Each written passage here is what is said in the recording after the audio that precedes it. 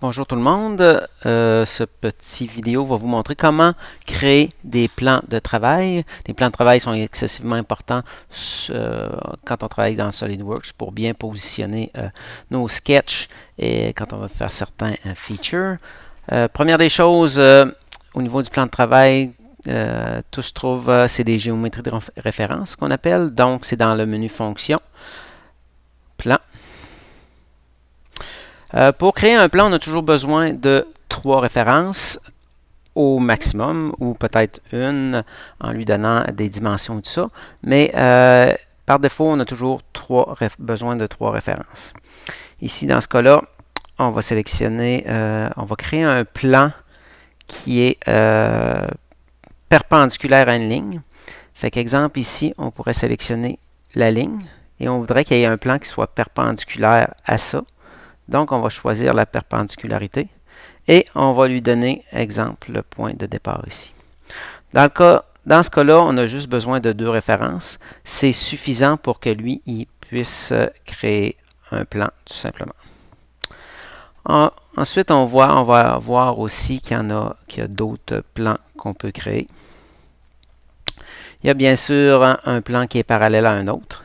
Ici, on a un plan, lorsqu'on lui donne une dimension, il va tout simplement le créer parallèle ou plutôt décalé par rapport à ce plan-là. Ici, on pourrait mettre 10 et on a un plan qui est à 10 mm d'un autre.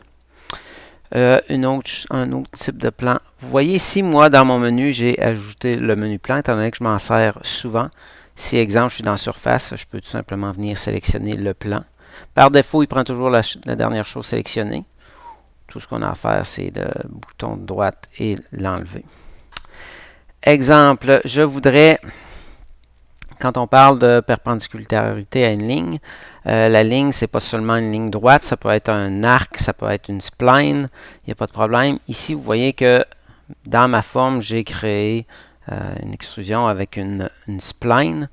Fait qu'ici, je pourrais arriver, sélectionner la ligne, la mettre perpendiculaire, et bien sûr, venir, bon, j'ai double-cliqué dessus, le mettre perpendiculaire et venir sélectionner le point. Vous voyez, il me place un point qui est vraiment perpendiculaire à ma ligne. Ça peut être pratique, exemple, je vais en créer un autre endroit, un plan. Je vais le remettre perpendiculaire, je vais venir sélectionner le point qui est ici. Ça peut être pratique quand on vient faire un enlèvement de matière lissée.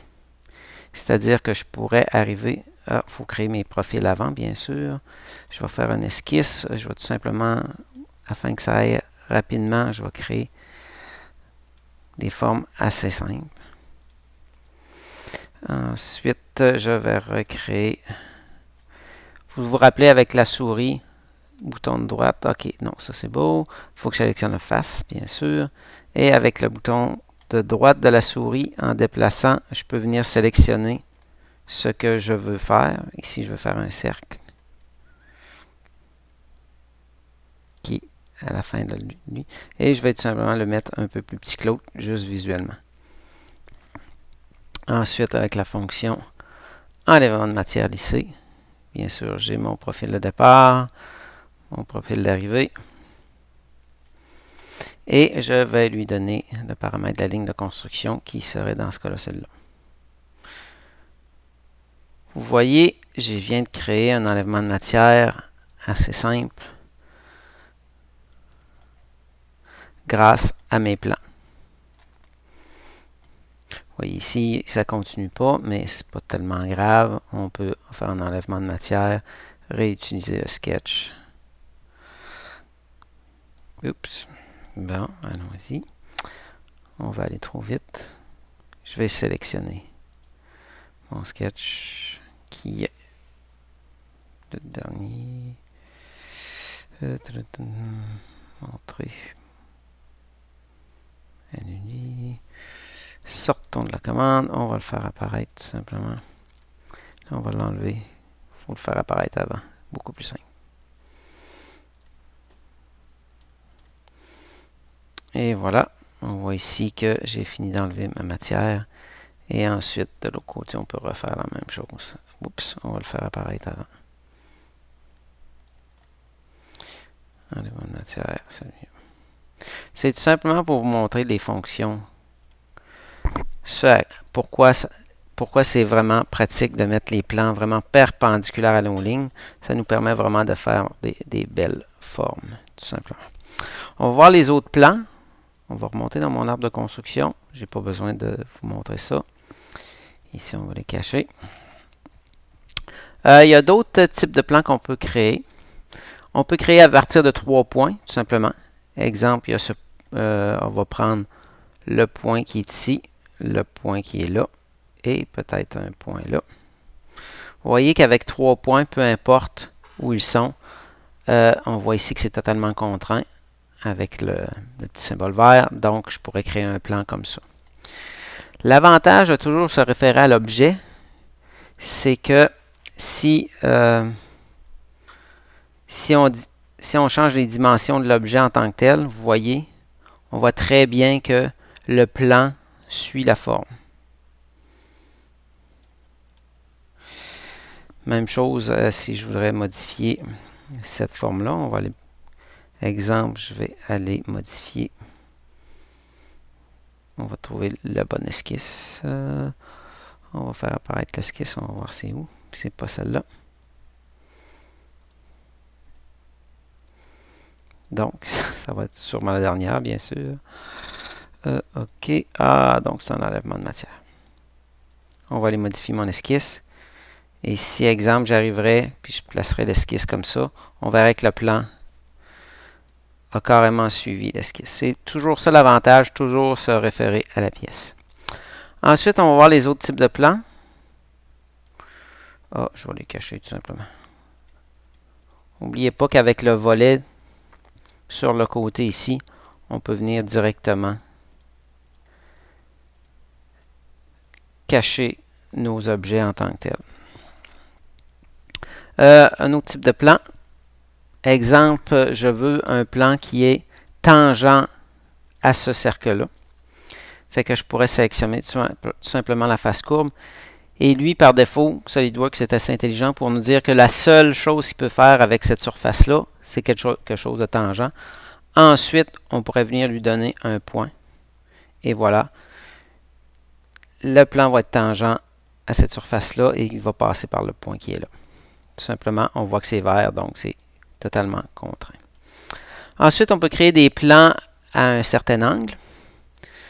Pour faire ça, SolidWorks a besoin de certaines références. Donc, ce plan-là, on pourrait venir lui donner une autre référence qui est cette ligne-là.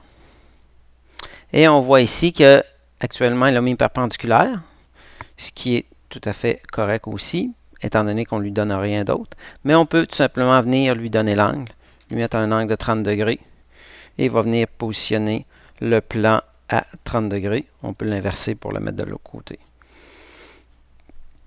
Ensuite, on peut lui donner la quantité. On pourrait mettre 2, 3, 4, le nombre de plans qu'on veut. Ça peut être pratique pour venir accrocher des objets ou mettre venir s'accrocher, mettre des contraintes sur les plans quand on a des choses multiples ici. Fait que voilà, dans ce cas-là, je vais en mettre, exemple, seulement 2. Si vous voyez, il a créé 2 plans distincts. Si on l'édite, on voit qu'il lui, il a tout simplement placé à 60 degrés par rapport à l'origine. Donc, on pourrait venir, exemple, le remodifier à notre gré sans aucun problème. Fait que vous voyez, j'en ai un à 30, un à 20 degrés. Je vais tenter, je ne l'ai jamais fait, je vais tenter de lui donner une tangente. Non, ok, c'est ça, par rapport à un autre plan. Vous voyez ici, il est perpendiculaire, mais ici, bon, je n'étais pas certain que ça pouvait se faire, mais ça se fait donc à 45 degrés par rapport à cette surface-là. Donc, on pourrait mettre plus ou moins. Donc, si cette surface-là change d'angle, ce plan-là changerait d'angle aussi. On va le mettre à un beau chiffre, 60. Et voilà. Exemple, on va revenir à mon enlèvement de matière de tantôt. vous vous rappelez de ce que j'avais fait. Mais exemple, je voudrais positionner un plan qui est, disons, plus au milieu. Je voudrais grossir la forme et rapetisser au lieu d'aller en rapetissant comme ça. Fait qu'ici, dans ce cas-là, ça serait peut-être pas pire de venir mettre. On va sélectionner la ligne. Attendez un petit peu. Je suis en train de faire une erreur de conception en tant que tel. On va remonter ici. Vous voyez, le plan, les plans sont normalement créés. Je vais venir créer un plan ici. Créer un plan sur la ligne qui va passer par ce point-là. Perpendiculaire, vous voyez. Exemple, on va enlever ce point-là, puis on va le mettre peut-être ici. Tout simplement. Sélectionner. Je vais créer mon esquisse. Ah, allons-y avec, pour faire changement, une ellipse. Oh, pas correct. Bon. On va aller trop vite encore. On va créer l'esquisse, le plan, et bien sûr, on va venir créer l'ellipse.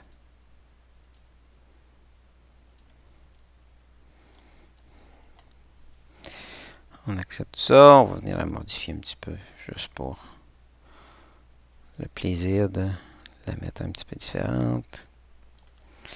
Ensuite, on va faire comme ça. Vous voyez, exemple, je vais retourner dans ma fonction d'enlèvement de matière. Et je vais venir lui rajouter ici. Je vais venir y rajouter cette ellipse-là. Que je vais bien sûr remonter. Non, par défaut, il le met à bonne place. Vous voyez ici qu'il y a une certaine twist. On va montrer les connecteurs, montrer tous les connecteurs. Vous voyez ici qu'il y a une twist. On a tout simplement à retourner les connecteurs. Et on va mettre notre enlèvement de matière. Parfait. Et si je retourne en arrière, tout c'est bien exécuté. C'est sûr qu'ici, on ne le voit pas tellement. Mais oui, on le voit quand même assez bien. Ici, on voit que il y a, la forme est rendue ellipse, avec une ellipse. La chose aussi qui est quand même le fun avec l'ajout de plan, c'est qu'on peut s'en servir pour faire des coupes dans notre objet. Exemple, je vais couper où est-ce que j'ai mis l'ellipse. J'ai tout simplement à sélectionner le bon plan. Et voilà.